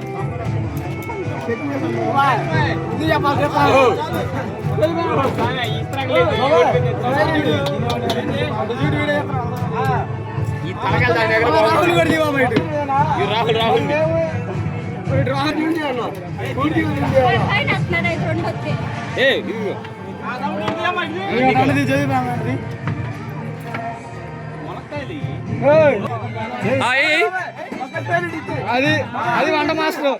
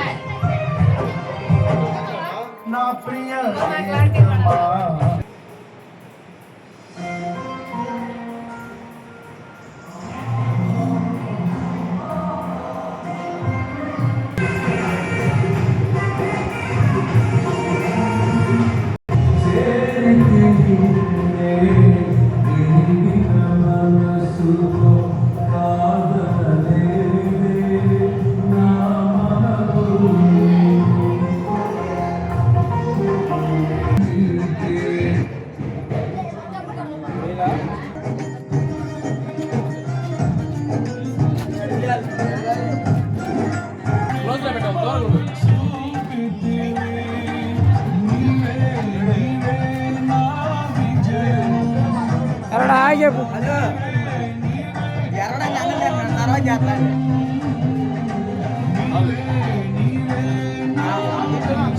సంకేతమా దయాక్షేత్రం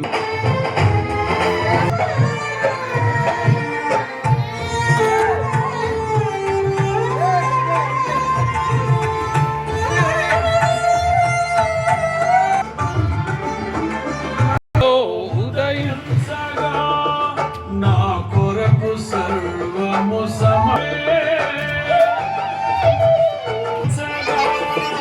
నా కొరకు సర్వము సమకూర్చని యజమానుడా జయ సంకేతమా దయా